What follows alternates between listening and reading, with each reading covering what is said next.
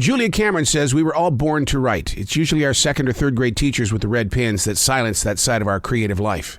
The thing is that we are all creative. I don't care what your profession is. In every business, in every walk of life, creativity is what puts air in your lungs. We are addicted to it because we have to have it.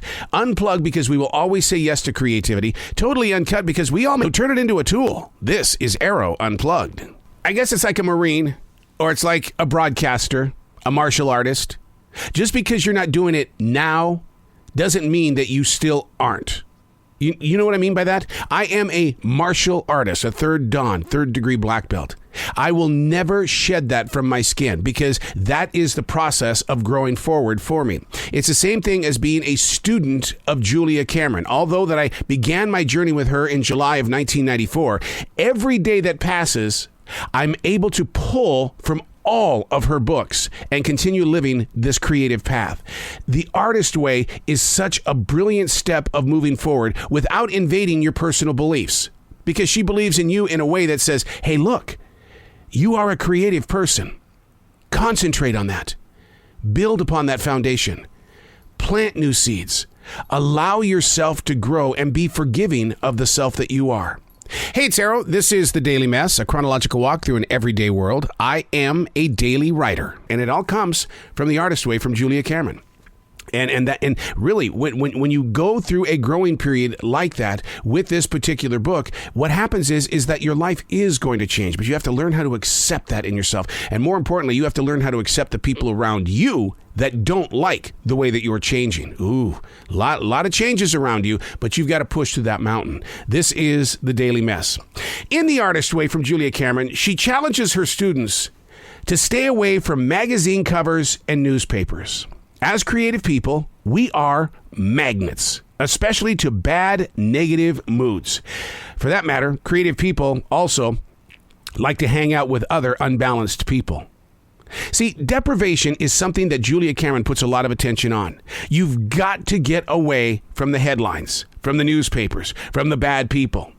But keeping them away kind of pushes you away from the everyday world. And is that okay?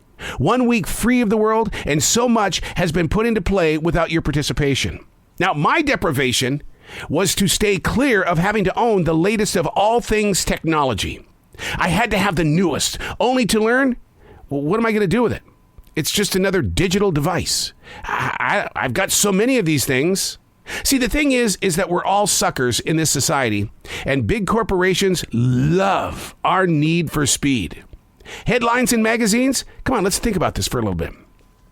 You buy it, or you go to that web page, and what's happening is their advertisers are reaching you. You may not stop to look at that advertisement, but it has a way on that digital device to get inside your head and heart. Even just a slight little glance at it, boom, you're sold. Doesn't mean you're going to buy it today, but somewhere along the line, you will. Or it's going to be that one thing that you can't shake from your head. It's like, God, what would happen if I did get that? Man, or something like it. Oh, man, my life would be so much better. See, they know what they're doing. All of these people use bad headlines because we want to know what's going wrong so that we can steer clear of it.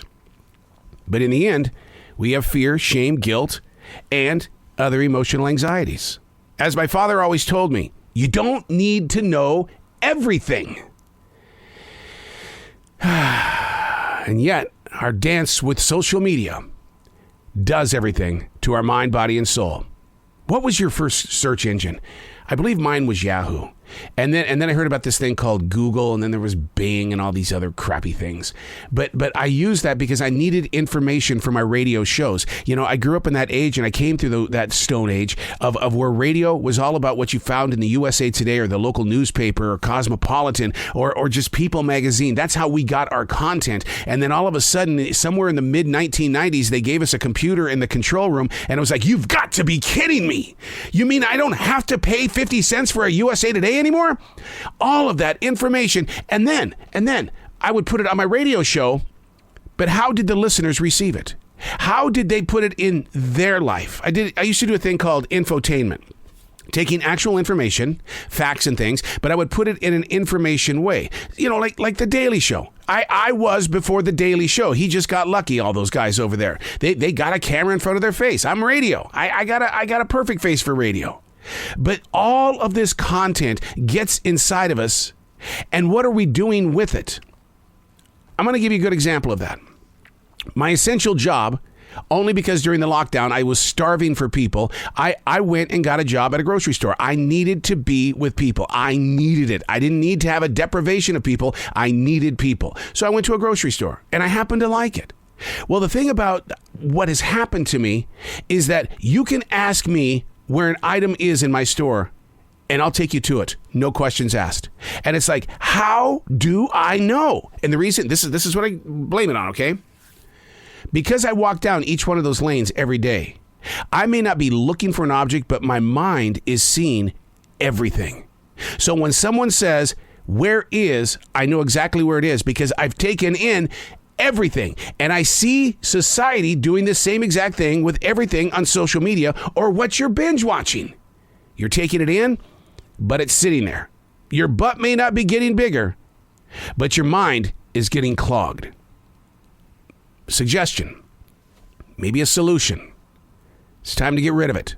It's time to sit there and say, you know what? Maybe a little bit of deprivation might help because I'm not sleeping at night. And in the daytime, my anxiety is so high, I don't know what to do with myself. I can't breathe. My legs are weak. Deprivation. Find your space.